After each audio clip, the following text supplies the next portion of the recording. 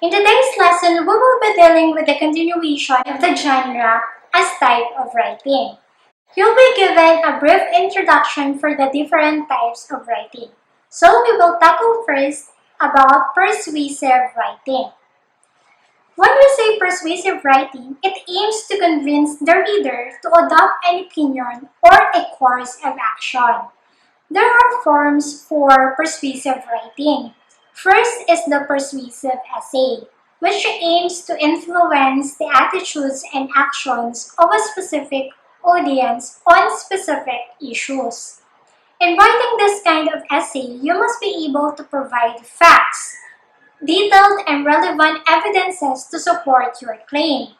You must be able to have a sound reasoning and a clear conclusion.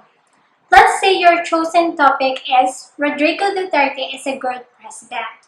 Here, you must be able to provide evidences that can persuade your readers to believe that your argument, which is Rodrigo Duterte, is really a good president.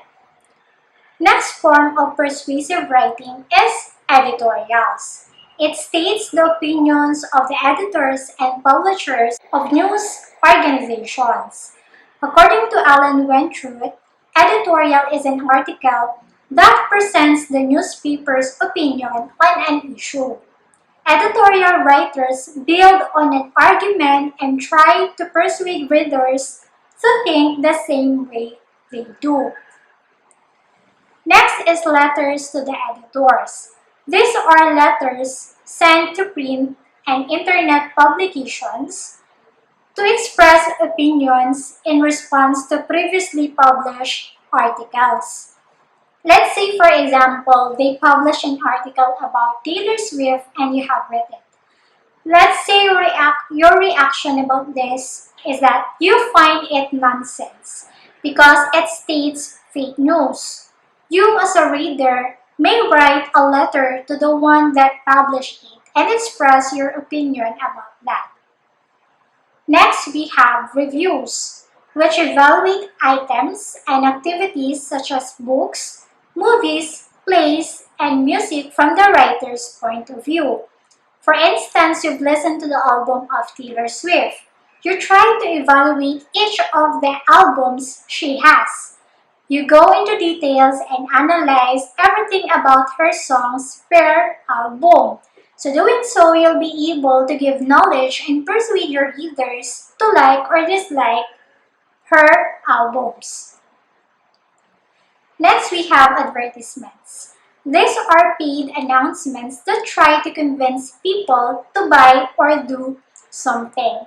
It is the promotion of a product, brand, or service to a viewership in order to attract interest, engagement, and sales. Examples of this are the ads or commercials you watch in TV and social media sites such as the YouTube and Facebook. Here, you must be able to think of unique and creative ad that may convince your reader or viewer to buy or use your product. Next is propaganda. It uses emotional appeals and often biased, false or misleading information to persuade people to think or act in a certain way.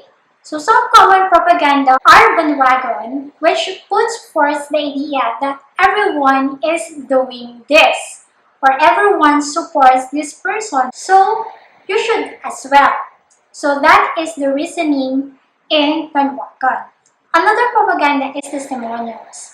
Example, a celebrity which is paid, that's why he or she is promoting such product and says that the product is really effective, although it is not. But the way she promotes it, it seems real, it seems effective. We also have here responses to literature as type of writing, which analyze and interpret an author's work. They extend beyond literary analysis to evaluate and discuss how and why the text is effective or not effective. There are forms of responses to literature. First, we have critical reviews. This evaluates books, plays, poetry, and other literary works. So writing a good critical review requires that you understand the material and that you know how to analyze and evaluate that material using appropriate criteria. For example, you conducted a critical review about the poem Robert Browning.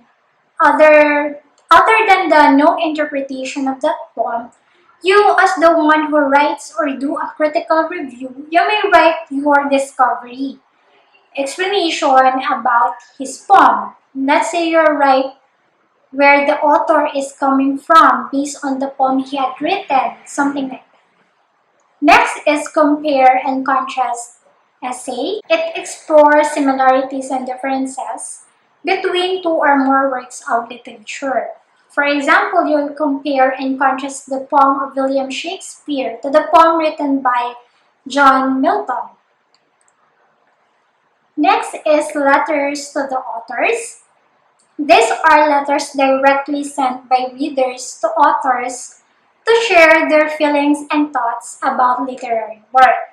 So this one is also similar to the letter to the editor in persuasive writing.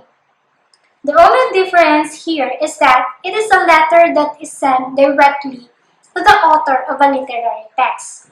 For example, I have read about the poem written by Rufino Alejandro and I find it creatively written. So in that letter, I can give a positive feedback about his work in the form of a letter. Next, we have the blog. It pertains to comments on an author's website or retailer pages, which let readers share the ideas about work. So you can write your response here. Another genre as type of writing is workplace and technical writing. These are writing done on the job or as part of the job, often in an office setting. It usually communicates details about a particular job or work project. We have different forms for this, and the first one is business letters. These include formal letters written to, from, or within a business. They can be written to make a request, file complaints, or give information. Next is memos. These are brief business notes that give the reader important information on a topic. Example is this. So this is how a memo or memorandum looks like. As we go on with our topic, you'll also learn how to write a memo. Next is email. It is an abbreviation for electronic email. It is a common form of communication that uses a computer and software to send and receive messages. Next is forms. These are types of workplace writing that ask for specific information to be completed in a particular format. Examples of forms are these two. So as you can see, there are details that you need to fill out. Next is instructions. These are clear and step-by-step guidelines used to explain how to complete tasks or procedure. Example of this is project plans, which are short documents that outline the goals and objectives of the said projects.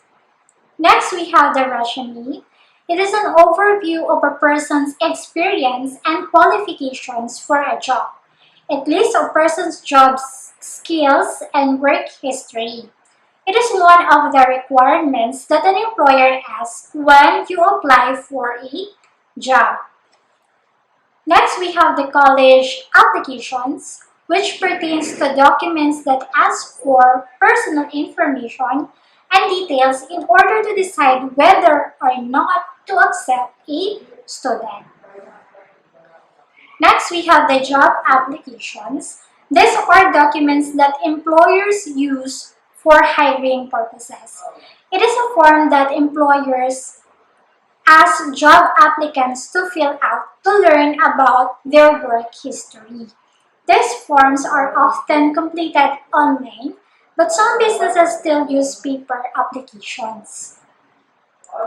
Now let's move on to another genre as type of writing, which is research writing. Research writing involves writing of evidence in support of clear thesis statement. It is based on organized ideas and factual information from outside sources. There are forms of research writing. First is research reports, which present information and analysis about the topic that the writer has studied. To know more about this, you may watch again the video lesson that I have touched in your classroom lesson. Next, we have the experiment journals and lab reports, which focus on the purposes, procedures, and results of a laboratory experiment. All of the experiments conducted will be written here. The observation, the result, or even the conclusion of the experiment. Next, we have the historical reports. It gives an in-depth information about a past event. It will make you knowledgeable about the past. We also have health reports, which present latest information, data, and research about a specific disease or health-related issues. Example of this is the report about the people who are infected by COVID, those who died and recovered. Now let's move on to writing for media. The term media refers to television, newspapers, magazines, radio, movies, and the internet. Writers can write for print media such as books and newspapers, and also for a variety of other media, such as scripts for screenplays, video games, documentaries, storyboards, and websites, and even blogs. So here are the different forms for media. We have the documentary. It pertains to a film or television program giving facts about something. Example of this is Curiosity, Adventure, and Love, a film by Sunshine de Chuaco de Leon and Susan Richardson. This film is based on the life of Jesse Lichaco, a 104 American who journeys to the Philippines alone in the 1930s at age 18. The history she has witnessed and the insights and the wisdom of a woman whose indomitable spirit has inspiration to all who have known her. Next is web pages, which are the basic units of the internet. The main purpose of web pages is to provide information, entertainment, or advertising, which includes text, pictures, animations, and even movies. Next, we have the script, a written text for documentaries, theater productions, television shows, video games, and films. If it's a theater script, you'll include here the dialogue of the characters, the setting, including the backdrop, the signals when and where the characters will enter and exit the stage. So those are some of the contents of the script. Next, we have the blogs, or websites where a person writes regularly for almost every purpose. And last, we have the advertisements, which aim to persuade people to buy a product or service. All the ads or commercials you've watched in TV or any social media platforms all have their writers. So that's the end of our video for today. I hope you've learned something. Thank you!